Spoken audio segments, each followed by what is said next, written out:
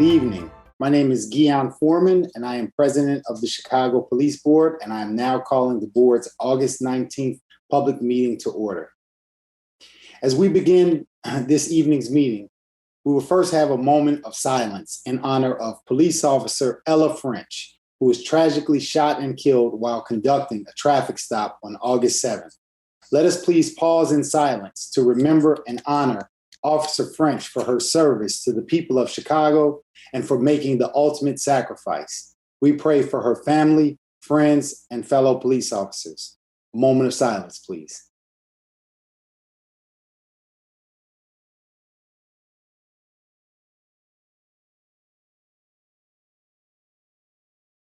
Thank you. We also honor police officer Carlos Juarez Jr., who was shot and critically wounded that evening as well. We also thank Officer Juarez for his brave service and pray for his full recovery. To protect the public's health in response to the COVID-19 pandemic, this meeting is taking place remotely. Pursuant to the Illinois Open Meetings Act, I have determined that holding this meeting in person is not practical or prudent. The city of Chicago remains subject to the governor's disaster proclamation due to the COVID-19 pandemic. Cook County has been added to the CDC's list of locations of substantial transmission with respect to COVID-19. The city's hospitalization and positivity rates are also on the rise, with research indicating that the virulent Delta variant is more contagious and leads to higher rates of hospitalizations as compared to other strains. We are therefore having the meeting remotely this month. This meeting is open to the public via audio conference and is being carried live by CAN TV. Those participating by phone are on mute in order to reduce background noise and disruptions. We have a court reporter making a transcript of this meeting. I will begin by taking attendance so it is clear who is participating in this meeting. Please say here after I read your name. Police Board Vice President Paula Wolf. Here. Board Member Nanette Dorley. Nanette, unmute. You have to say here. Yeah. Here. All right. Thank you. Sorry about that. Okay. Board Member Steve Flores. Here. Board Member Jorge Montez. Here. Board Member Andrea Zopp. Here. Chicago Police Department Deputy Chief Angel Novales. Here. Deputy Chief Novales is here on behalf of Superintendent Brown. Interim Chief Administrator of Civilian Office of Police Accountability, Andrea Kirsten. Here. Deputy Inspector General for Public Safety, Deborah Witzberg. Here. Good evening. Chief of Chicago Police Department's Bureau of Internal Affairs, Karen Conal. Present. General Counsel to the Superintendent, Dana O'Malley. Here. And Executive Director of the Police Board, Max Caproni. Here. We would like to welcome our new Police Board member, Nanette Dorley, to her first meeting. The City Council approved Mayor Lightfoot's appointment of Ms. Dorley on July 21st. Ms. Dorley comes to the board with over 20 years of law enforcement experience as an FBI special agent. We would also like to thank former board members Rhoda Sweeney and Matthew Crowell for their many years of public service. On the police board, not only do we have to work together to do this, but it becomes like a family and friendship. So we definitely will miss their presence and their contribution. So many thanks for their many years of service. We will now proceed to the items on the meeting agenda. We will have time at the end of the meeting for public comments. Once again, those participating by phone are currently on mute in order to reduce background noise and disruptions. When we get to the public comment portion of the meeting, we will unmute each speaker. Is there a motion to approve the minutes of the board's July 15th regular public meeting? Paula Wolf, I so move. Board Member Flores, I second. All in favor, please signify by saying aye. All in Aye. favor? Aye. Aye. Aye. Any opposed? The motion passes. The next regular public meeting will be held on Thursday, September 23rd at 7:30 p.m. Please note that this is the fourth Thursday of the month, as opposed to our typical third Thursday of the month. Whether this will be an in-person meeting or a remote meeting will be determined closer to the meeting date. Is there a motion to close a series of executive sessions for the purposes of considering personnel matters and litigation as authorized by sections 2C1, 3, 4, and 11 of the Illinois Open Meetings Act? So moved, Paula Wolf. Steve Yes. Flores, second. All in favor, please signify by saying aye. Aye. Aye. Any opposed? The motion passes. A report of disciplinary actions taken by the board during the previous month have been made available on the board's website. There are 2 police disciplinary cases on the agenda this evening. The board, as authorized by the Open Meetings Act, has considered in a closed meeting 2 police disciplinary cases. The board will now take final action on these cases. Regarding case number 20-PB-2979, is there a motion to find police officer David Salgado guilty of violating the rules of conduct by being decertified as a police officer due to a felony conviction and to discharge him from the Chicago Police Department? So moved, Paula Wolf. Board Member Flores, I second. I will now call on the board members for their votes. Wolf, Aye. Flores, Aye. Montez, Aye. Zop, Aye. and I vote in favor of the motion. Voting in favor are board members Wolf, Flores, Montez, Zop, and myself. The motion passes by a vote of 5-0. Is there a motion to adopt the written findings and decision that have been reviewed by all board members who participated in the case? So moved, Paula Wolf. Board Member Flores, I second. All in favor? Aye. Aye. Aye. Any opposed? The motion passes. Regarding case number 20-PB-2971, the superintendent filed charges against police officer Jorge Puma, recommending that he be discharged from the Chicago Police Department for conduct unbecoming an officer while off duty. The superintendent subsequently moved to withdraw these charges because Puma resigned his position with the CPD. Is there a motion to grant the superintendent's motion? So moved, Paula Wolf. Board Member Flores, I second. I will now call on board members for their votes. Wolf, Aye.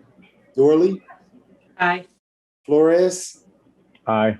Montez, Aye. Zop, Aye. and I vote in favor of the motion. Voting in favor are board members Wolf, Dorley, Flores, Montez, Zop, and myself. The motion passes by a vote of 6-0. The written decision in the case on which the board took final action this evening will be entered as of today's date, sent to the parties, and then posted on the police board's website. The general orders and other directives issued by the superintendent during previous months are posted on the police department's website.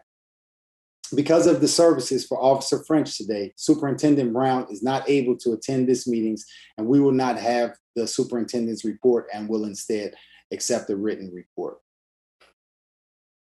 Chief Administrator Kirsten, would you like to provide your oral report? Yes, thank you.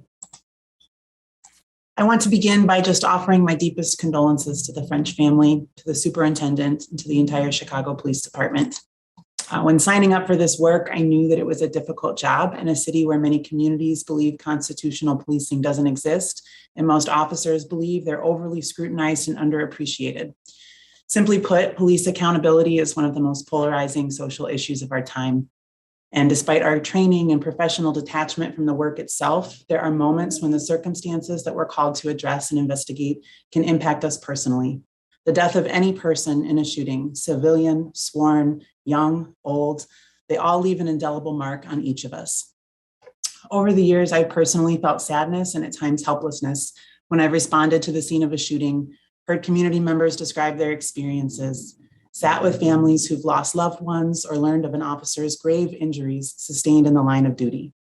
Officer French's death was another such moment of tremendous sadness for me, as a mother of a daughter myself, but also as a resident of this great city.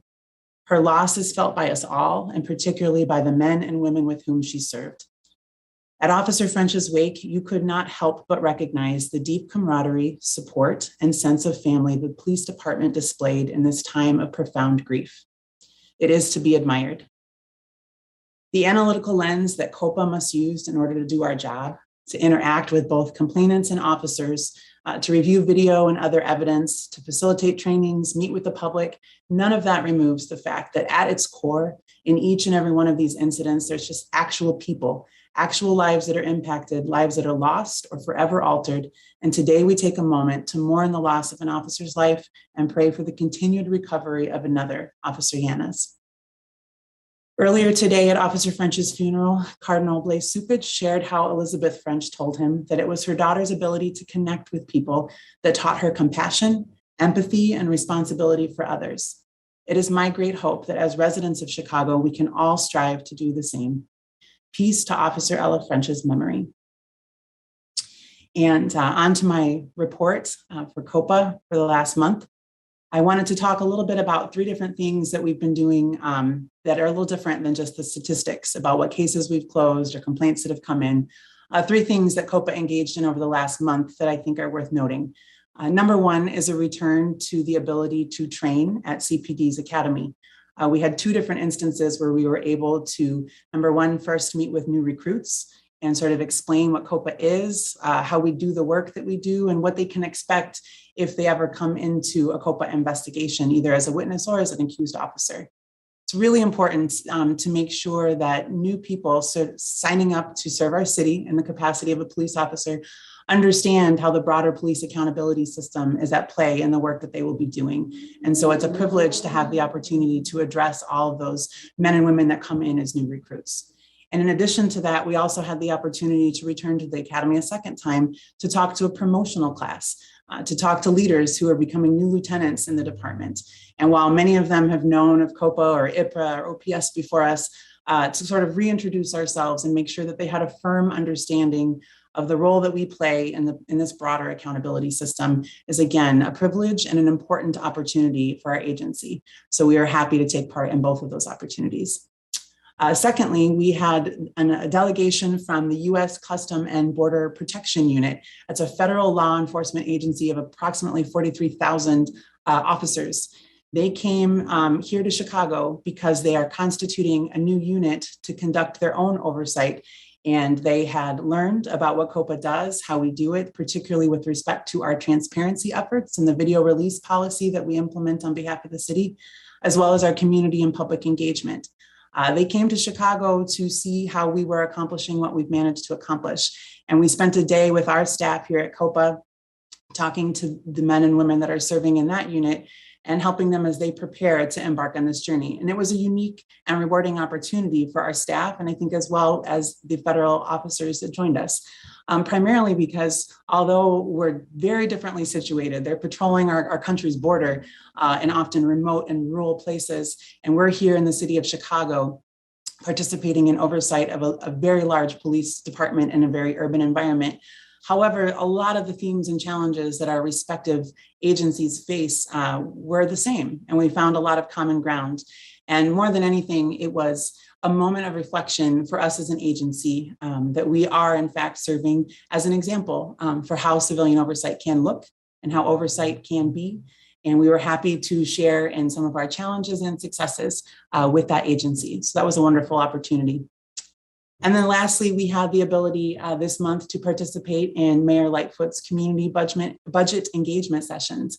As many of you are probably aware, we are approaching budget season. And so to sit down with community members and learn about what their priorities for our city are and will be in the future and how the money that we have to allocate should be spent was a really important opportunity. There was many leaders from across the public safety sector, both from the Chicago Police Department, the fire department, and all aspects, OEMC, all aspects of the public safety sector, as well as all the other leaders from other city agencies. And to sit around a table with community members and realize how interconnected so many of the very different issues we work on actually are was a really interesting experience for all of us. So happy to represent COPA in that capacity, happy to answer questions for the community members about the work that we do and to respond and be listening to hear how we need to do it differently. So that's the report I have for today, and thank you for the opportunity. Thank you very much. And my apologies. Deputy Chief Navales, I didn't know that you had a statement, so I'll turn the floor over to you. My apologies. Oh, not at all. No need to apologize. Thank you very much. First of all, good evening. I'm honored to be here on behalf of the superintendent. The superintendent holds these meetings in its highest regards. So for him to ask me to sit through these is an honor. It's been a sad day for us here in the Chicago Police Department.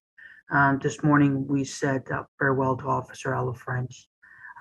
It was both heartbreaking and inspiring. Thousands of police officers from across the region and around the country stood at attention outside St. Rita's Chapel, saluting Officer French.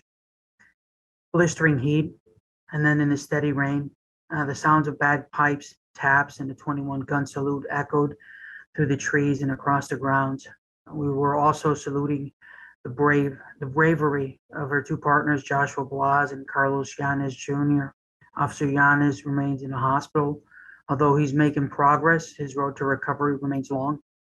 Officer French, most recently, was a member of the community safety team, a very important unit in our department. During her 3-year career with the CPD, Officer French received multiple awards that included Department Accommodation, a Physical Fitness Award, and 14 honorable mention. And she was tough, man, she was brave. She was a real police, like we like to say. But it was Officer French's people skills, her compassion, her kindness, her fairness, her empathy, and her respect for others that made her the model for what 21st century police officers should look like, should be. She will be sorely missed, but never forgotten, never far from our hearts. As much as we're hurting, we know we're not out here alone in our grief.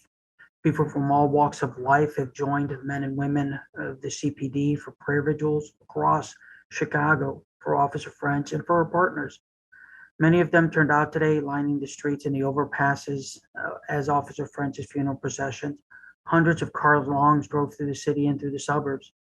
Construction workers, firefighters, delivery drivers, they all pulled over on the side of the road and they were waving at our officers, waving the American flag. Mothers and their children waved, which was amazing to see. We are gratified and thankful for the outpouring of support, for the moment of silence that you as a board gave us. It means so much. And thank you very much for the opportunity to be here with you today. Thank you. Thank you very much. I will now call on members of the public who signed up in advance to speak. And we are going to stick to our time limit, with the exception of Jennifer Edwards. I'm going to call you first, and we are going to allow more time. Ms. Edwards is speaking on behalf of her committee, who has multiple comments, and rather than speaking individually, Ms. Edwards is going to be the spokesperson. Jennifer? Yes, hello, everyone. We want to give condolences to the French family also, and to the Brandon family who experienced the first woman officer killed in the line of duty, Matt Brandon's first wife, Darrell Brandon, in the 3rd District in 1984. I'm sure this is a sad day for him and for all of us. I decided, since we had so many reports, to break them up into 2 different sections, the 3rd District and the 6th District. I want to start by saying that our commanders are excellent. Commander Watson and Commander Ben are doing the best that they can. And we're always asking the superintendent for more cars, more police officers, and more equipment. So I still have that as an ask. I'll start with the first report is Communities Organized to Win has begun a project we're calling Block by Block. We are walking in the neighborhoods with the DCOs and community members on the block, and have started in the 3rd District and hope to soon expand to the 6th District. So far, the project has been successful in connecting people with the DCOs. Our DCOs were able to connect with people that complained about an abuse of permit parking on Saturdays that occurs because of a house that has weekly parties. They mentioned, besides loud music that continues into the night, their parking spots are taken by cars without the permit parking decals, and it's impossible to get police to enforce the ordinance. The DCOs were able to ticket violating cars and connect with people. Unfortunately, within an hour after the DCOs left, the situation reversed to illegal parking and loud partying again. The house at 7416 Michigan was assigned special attention, but no officers were able to return to the block after being alerted to the situation. We see the value of this project block by block with the DCOs and ask that the DCO's officers' hours be extended past 4 or 5 p.m. Monday through Saturday, or increase the units to add additional late afternoon or evening assignments. These officers are able to handle situations before they become volatile and remedy some things that our regular officers aren't available to do because of the number of high priority calls and the lack of a full complement of police officers in the district. I was writing this to Superintendent Brown, but Deputy Chief Navalis, could you please consider expanding this valuable program that's part of the new NPI program? One of the neighbors, Mrs. Femi, writes, there are constant noise disruptions occurring on 75th Street from Calumet to Indiana to Michigan. People are parking on 75th Street after the close of business hours, playing loud music and creating a party atmosphere, especially on Fridays and Saturdays. If you recall, there was a recent homicide on 75th Street. People are constantly riding down 74th and Calumet, Prairie, Indiana, and Michigan, blasting loud, vulgar music. Margarita's Pizza restaurant is a problem business because they allow their customers to sit on their premises and blast their loud music at all hours. There is one person who guns his engine every night. Mrs. Femi would like to ask if the DCOs can remain on duty until later in the day. Also, who are the DCOs and how do we contact them? We need coverage for many neighborhood disturbances. Mr. Braden says the problem locations on 75th Street are 606 East 75th Street, Larisso's Lounge, and 555 East 75th Street above the barber shop. The latter, 553 East 75th Street, is where a party bus was parked and one passenger inside was killed this past Saturday on August 15th. The establishments which should be closed are ruining our neighborhood. The area needs special attention. 75th from Cottage Grove to State Street is really bad, as is 71st Street from Cottage Grove to State Street. I'd like to read some of the beat information, and I won't read all of it, just a few. Beat 322 at 1:45 a.m. on 7/29/21. Shot spotter detected 4 rounds at 7000 South Everhart. 2 victims sitting in the car. Aggravated battery with a handgun. Beat 324 at 5:20 p.m. 7/29/21. Shot spotter detected 16 rounds. 7100 blocks of Stony Island. Traveling in the car, they were shot, took themselves to the hospital, shot in the back and left leg, aggravated battery with a handgun. Beat 331 at 1:59, 7/30/21. Shot spotter detected 4 rounds at 2100 block of 70th Street, aggravated battery with a handgun. Beat 331 at 1:18 a.m., 7/21/21. Shot spotter detected 26 rounds at 1600 block of Hayes Drive. 4 victims shot. 1 shot in the chin, 1 shot in the left thigh, 1 fatal shooting in the right hip, 1 shot in the arm. Homicide, the 1st-degree murder. I won't read the others, just for time's sake. I have quite a few more. I'd like to talk now about 79th Street in the 6th District. Our quality of life is unacceptable in Beat 624 at 79th and Cottage Grove. There is public intoxication, public urination, public sex, public defecation in the alley south of 79th Street between Cottage Grove and Evans Avenue. Calling 911 is almost daily occurrence for Evans Avenue residents to complain about the illegal activity. The diminished quality of life has been expressed to the mayor, the 6th Ward alderman, the 6th Police District Commander Ben, the Board of Health, and mentioned previously here during the Police Board virtual meetings. Our cry for help goes without assistance. One of the DCOs assigned to Beat 624 has suggested that I move. If I move, what is the guarantee that the same thing would happen? Security cameras have been installed on the rear of the unattached garage with hopes of combating illegal activity, which has not helped. The residue of human urine and feces makes it difficult to walk or drive through the alley, which is a health hazard. The Chicago Department of Health has been contacted. On Thursday, August 5th, 2021, at approximately 7:30 p.m., I drove in the alley to park in my garage. Adults and children were standing in the alley. Therefore, I reduced speed to avoid hitting anyone. A woman standing in the alley intentionally hit the driver's side mirror with her hand. I stopped and called 911 at 7:30 p.m. and again at 7:34 p.m. to report the incident. I waited for officers to respond and no one arrived until I called Commander Ben on Friday, August 6, 2021 at 10:30 a.m. Officers finally arrived at 1:04.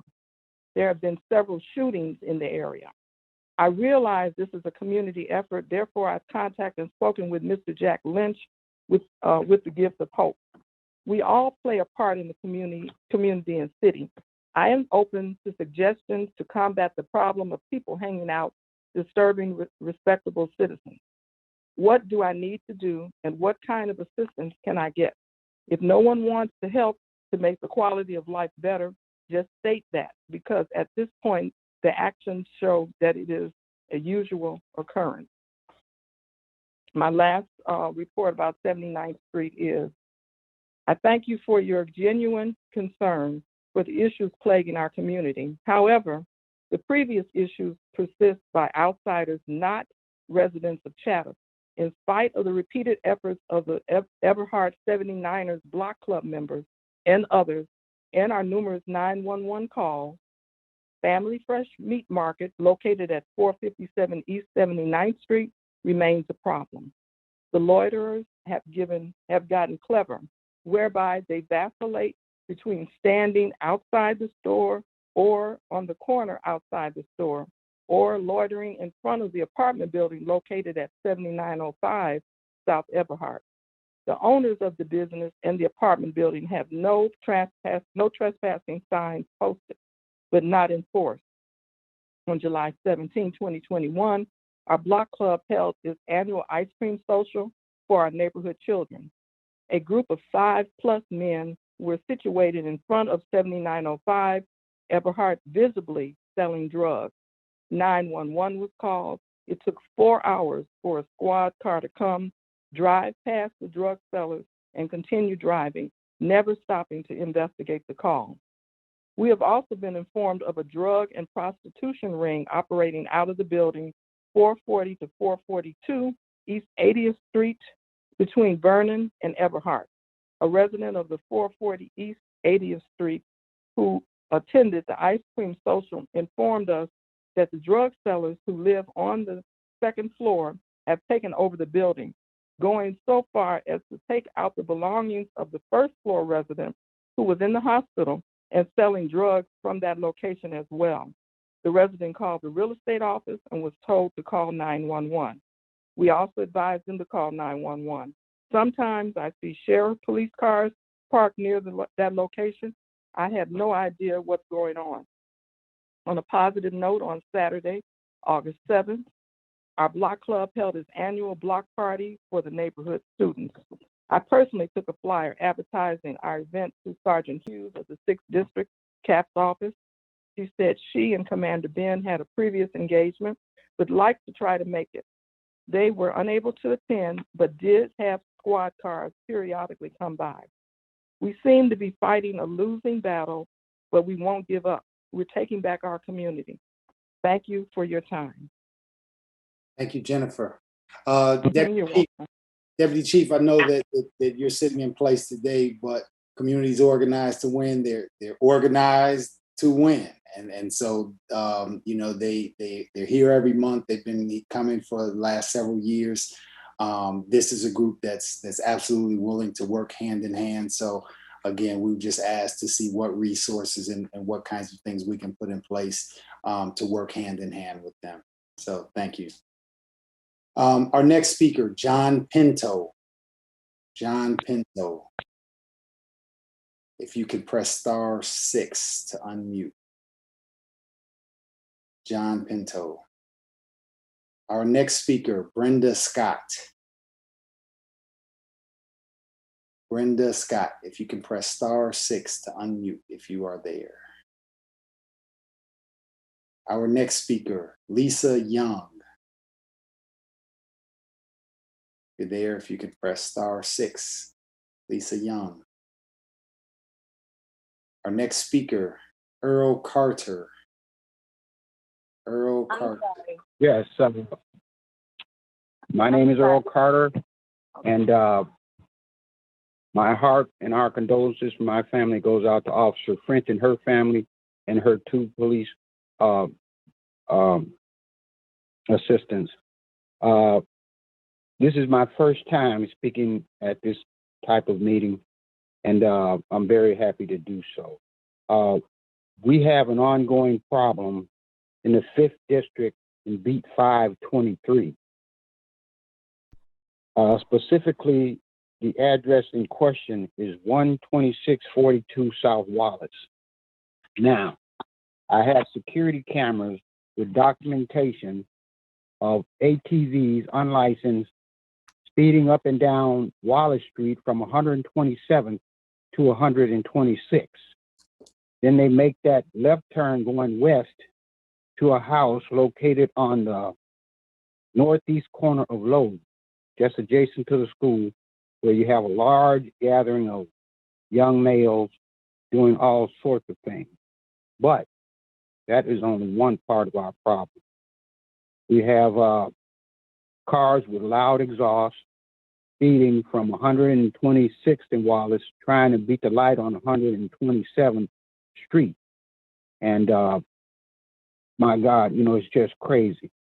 We've called up police officers, and once again, when they come, it's maybe like 2 or 3 hours later, and they do a drive-by and they slow down. I have films of public urination, public sex, loud music, all hours in the morning. Now, I brought this up to our NPI meeting, the first one that was officiated by Maureen Perkins. Now, at that time, she assigned Officer Patton and Officer Martin as our DCOs. Now, I called both of those officers after hours, and I admit, one was at 11 o'clock and one was at like maybe later than that. And I only got a voicemail.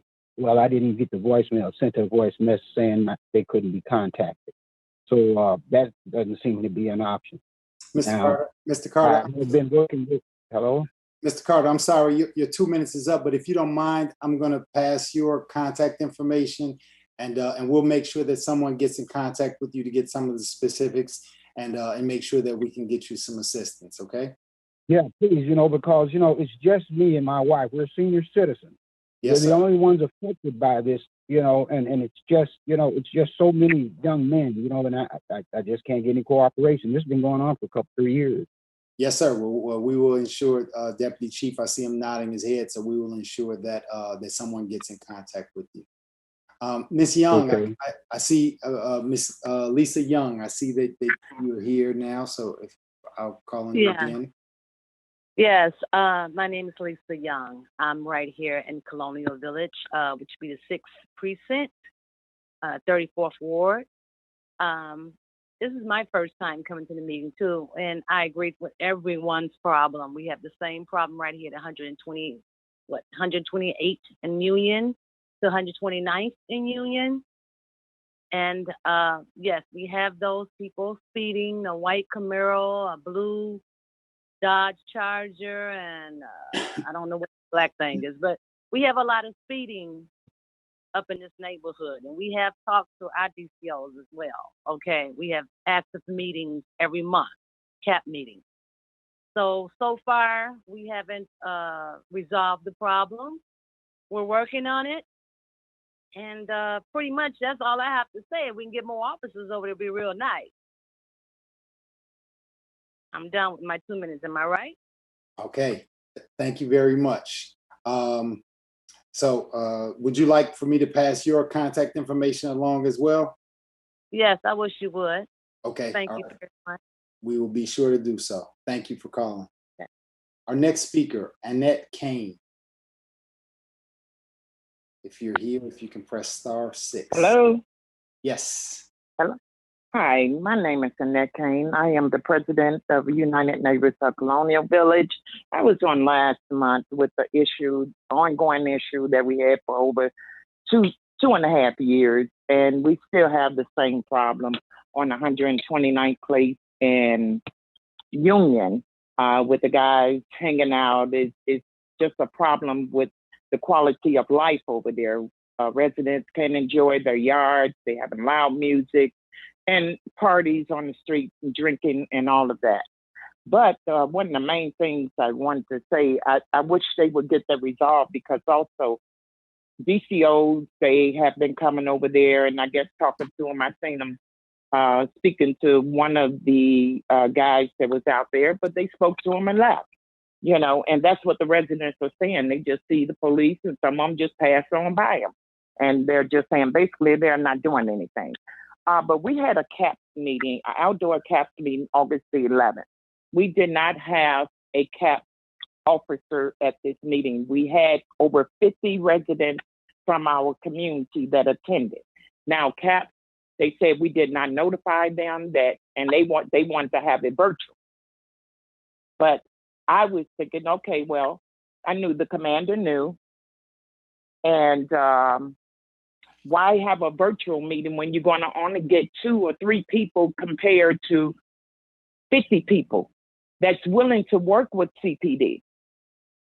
It just seems to me that our CAPS office don't really want to work with us.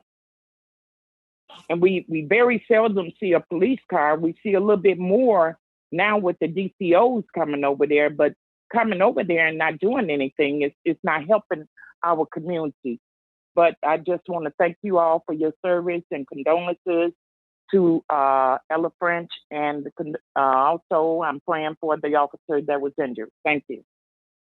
Thank you very much. Our next speaker, George Blakemore. Mr. Blakemore, if you're there, if you can press *6. Mr. Blakemore. Our final speaker is Mr. Robert Moore. Mr. Moore, if you can press *6 on one of your phones. Mr. Moore. Yeah, Mr. Foreman, can you hear me? Yes, sir. Okay, gotcha. I'm all confused with these phones somewhere. Anyway, what might not end up getting into this conveyance, which RJM Robert J. Moore would consider too important to not mention at this juncture, may be included at the URL jn21-15protctr.tripod.com. For the record, as I understand, the basis of the absence of the superintendent from this meeting is attributable to the conducting of a funeral this morning. Is that correct? Yeah, well, yes. Hello? And related issues related dealing with the funeral services. Yes. Okay, and it's now 8:00 at night. For the record, according to what source of authority has authority been conferred/derived for the superintendent to abstain from participation in this evening meeting on such basis? He has a representative. Okay, and so this goes on to the next question. For over the 10th time, what exactly constitutes the presently operative email address of the superintendent? Mr. Foreman, can you commit to emailing that to me at Anselm, ANSELM45@gmail.com?